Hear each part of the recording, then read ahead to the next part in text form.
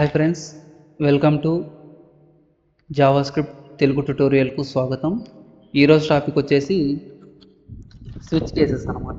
So JavaScript switch cases, అసలు ఈ switch cases ఎక్కడెక్కడ యూస్ అవుతుందో ఇప్పుడు నేను బ్రీఫ్గా చెప్తాను. ఓకేనా? ఓకే, సో స్విచ్ కేసెస్ ఎందుకు యూజ్ అవుతుంది అంటే, ఇక్కడ మనము ఒక ఎక్స్ప్రెషన్ ఇస్తాం. సో స్విచ్ అని ఇచ్చేసి ఇప్పుడు మనకి ఒక లైట్ ఆన్ కావాలన్నా, ఫ్యాన్ ఆన్ కావాలన్నా స్విచ్ చేస్తాం. అలాగే ఇక్కడ కూడా ఒక స్విచ్ అనేది ట్రూ అయినప్పుడు మాత్రమే మనకి ఈ కండిషన్ వన్ అనేది ట్రూ అవుతుంది అనమాట. అంటే ఈ ఎక్స్ప్రెషన్ అనేది ట్రూ అయితేనే, ఎక్స్ప్రెషన్ అనేది ట్రూ అయితే కండిషన్ వన్ ఏది ఉందో అది చెక్ చేసి ప్రింట్ ఇస్తుంది. లేదు అంటే సెకండ్ కండిషన్కి వెళ్ళిపోతుంది ఈ ఎక్స్ప్రెషన్. సో సెకండ్ కండిషన్కి వెళ్ళిపోయినప్పుడు అది ఒకవేళ ట్రూ అయితే ట్రూ ప్రింట్ అయిపోతుంది. సో అలాగే థర్డ్ కండిషన్కి వెళ్ళిపోతుంది. అలా అన్ని స్విచ్చెస్ చెక్ చేసుకుంటూ వెళ్ళిపోతుంది. వెళ్ళిపోయినాక మనకి ఇక్కడ బ్రేక్ ఎందుకు వచ్చిందంటే, ఇప్పుడు సపోజ్ ఇప్పుడు స్విచ్ ఇక్కడ కండిషన్ ట్రూ అయిందంటే ఇక్కడికి ప్రింట్ చేసి ఇక్కడికి బ్రేక్ అనమాట. అది ఓకే డన్ అని అర్థమైందా? సో ఈ డిఫాల్ట్ అంటే ఏమి, ఈ పైన ఎక్స్ప్రెషన్ అసలు ఏది కాకపోతే డిఫాల్ట్ స్టేట్మెంట్ ప్రింట్ అయిపోతుంది. అది స్విచ్ కేసెస్ అన్నమాట. నేను ప్రాక్టికల్గా చూపిస్తాను, మీకు అర్థమవుతుంది. ఓకేనా? ఓకే, సో నేను ప్రాక్టికల్ వేలో చూపిస్తాను. సో నేను ఆల్రెడీ ఒక చేశాను అనమాట. సో ఇక్కడ సో స్క్రిప్ట్ అనే ట్యాగ్లో రాయాలి. సో ఇది ఆల్రెడీ తెలిసింది కదా, where A equals to suppose 2. ఓకేనా? సో 2 అనుకుందాం, వేరియబుల్ తీసుకుందాం. ఓకేనా? వేరియబుల్ తీసుకున్నప్పుడు ఇప్పుడు స్విచ్ కేసెస్ కదా మనకి. So switch cases, switch. ఓకేనా? సో ఇప్పుడు స్విచ్ కేసెస్ తీసుకున్నాం కదా. సో స్విచ్ కేసెస్ తీసుకున్నాక ఇక్కడ ఏ లేదు అంటే చెప్తాను. ఇక్కడ ఏ కాకుండా నేను ఏం చేసుకుంటాను అంటే డే తీసుకుంటాను. ఏమి? సో డే 2 ఇక్కడ కూడా నేను డే అని ఇస్తాను. ఓకేనా? ఇప్పుడు డే 2 అయితే మనకి డే 2 అంటే ట్యూస్డే ప్రింట్ కావాలి. నేను ఏం చేస్తున్నా అంటే, సో కేస్ అని రాస్తే కేస్ 0. ఓకేనా? కేస్ 0. So case 0. ఓకేనా? కేస్ 0. ఇప్పుడు డాక్యుమెంట్ డాట్, ఓకేనా, case 0 document dot right.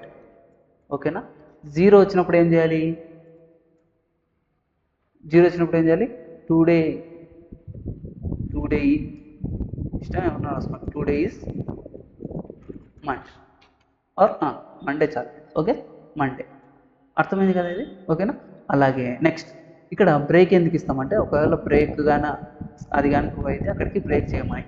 Next అలాగే కేస్ 0 అయిపోయింది కదా, అట్లే కాపీ చేసుకుంటాను. కాపీ చేసుకొని ఇక్కడ పేస్ట్ చేస్తున్నాం. సో కేస్ 2 అయినప్పుడు ఏం కావాలి? కేస్ 1 అయినప్పుడు ఏం కావాలి? మండే కాకుండా ట్యూస్డే కావాలి. ఓకేనా? అలాగే నెక్స్ట్ ఏది? 2 అయినప్పుడు ఏం కావాలి? వెనస్డే కావాలి. ఓకేనా? నెక్స్ట్ 3 అయినప్పుడు ఏం కావాలి? థర్స్డే కావాలి. ఓకేనా? నెక్స్ట్ ఏం కావాలి? 4 అయినప్పుడు ఇక్కడ ఫ్రైడే కావాలి. అది అనమాట. ఓకేనా? నెక్స్ట్ 5. సో 5 అయినప్పుడు ఏం కావాలి? సాటర్డే కావాలి. అంటే సాటర్డే ప్రింట్ కావాలి, సారీ. ఓకేనా? సో అలాగే ఈ 6 వచ్చినప్పుడు మనకి ఇక్కడ సండే కావాలి. ఓకేనా? ఓకే, సో ఇదంతా ఈ కేసెస్ అన్నీ అయిపోయినాక నెక్స్ట్ వచ్చేసి డిఫాల్ట్ అనే ఒకటి ఉంటుంది. So default so default value ఏముంటుందంటే, so default value document dot write. Okay, document dot write enter valid day. అంటే ఏది? ఇప్పుడు వీక్స్ అంటే 7 వీక్సే కదా. ఓకే, 7 కదా. ఓకేనా? 7 డేస్ కాబట్టి 1 వీక్ అనమాట. ఓకే, సో ఇప్పుడు నేనేం చేస్తాను అంటే, ఇక్కడ ఏమైందంటే, ఇక్కడ 2 వస్తే ఇక్కడ ఏమైంది? వెనస్డే అయింది. ఇప్పుడు నేను ఇక్కడ 4 ఇస్తున్నా. సో 4 ఇస్తే ఏమవుతుంది? ఫ్రైడే అయింది. చూడండి. ఓకేనా. సో ఫ్రైడే అయింది. అదే నేను 14 ఇస్తే ఏమైంది, ఎంటర్ వ్యాలిడ్ డే. అర్థమైంది కదా. సో ఇది స్విచ్ కేస్. ఓకేనా, ఇది డేకి సంబంధించినది. ఇంకోటి స్విచ్ కేసెస్ యూజ్ చేస్తే మనము ఇక్కడ ఏం చేయొచ్చు అంటే చెప్తాను. సో ఇక్కడ నేను డే కాకుండా ఏజ్ తీసుకుంటాను. ఓకేనా, సో ఏజ్ తీసుకుంటాను. ఇక్కడ ఏజ్ అని కాకుండా నేను ట్రూ అని ఇస్తాను. సో అది ట్రూ అయినప్పుడు మాత్రమే కావాలి అనమాట. సో అది నేను తీసుకుంటాను. ఓకేనా, సో నేను ఏం చేస్తాను అంటే ఇది మొత్తం తీసేస్తాను. సో డిఫాల్ట్ వరకు తీసేసి ఇక్కడ ఏం చేస్తానంటే కేస్ అని తీసుకుంటాను. ఓకేనా, కేస్ ఏజ్. ఓకేనా, age greater than equals to 15 and age less than or equals to 20. ఓకేనా, సో ఇది ట్రూ అయినప్పుడు మాత్రమే ఏం కావాలంట, డాక్యుమెంట్ అవుట్ రైట్. ఓకేనా, ఏజ్కి సంబంధించినదమ్మా. So you are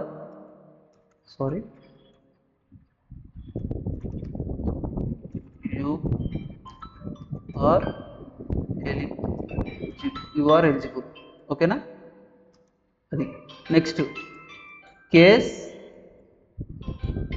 age greater than equals to 21 and age less than equals to 30.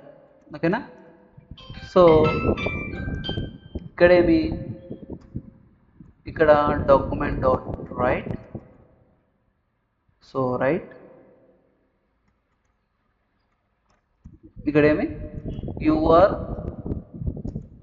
Not eligible. ఓకేనా, యు ఆర్ నాట్ ఎలిజిబుల్. ఓకేనా, ఓకే. ఇక్కడ కేసు అయిపోయినాక మనం ఏం చేయాలంటే బ్రేక్ అనే ఒకటి ఇవ్వాలి. సో బ్రేక్ ఇస్తేనే కదా అక్కడికి క్లోజ్ అయ్యేది. ఓకేనా, సో ఇక్కడ కూడా నేను బ్రేక్ ఇస్తున్నాను. సో బ్రేక్ ఇచ్చిస్తాను, డిఫాల్ట్ ఎంటర్ వ్యాలిడ్ ఏజ్ ఇది అనమాట. అర్థమైనా. ఇక్కడ చూడండి, ఇక్కడ ఏమైంది, ఏజ్ 15 వచ్చినప్పుడు ఏమైంది, యువర్ ఎలిజిబుల్. అదే నేను ఏజ్ 35 ఇచ్చాను అనుకోండి, 35 ఇస్తే ఏమైంది, ఎంటర్ వ్యాలిడ్ ఏజ్. అంటే ఈ కండిషన్ మధ్యలోనే ఉండాలి ఏదైనా సరే. ఇప్పుడు నేను ఏం చేస్తానంటే 25 ఇస్తాను. సో 25 ఇచ్చినప్పుడు ఏమవుతుంది, యు ఆర్ నాట్ ఎలిజిబుల్. ఓకేనా, ఇది ఏజ్కి సంబంధించినది. అర్థమైంది అనుకుంటాను.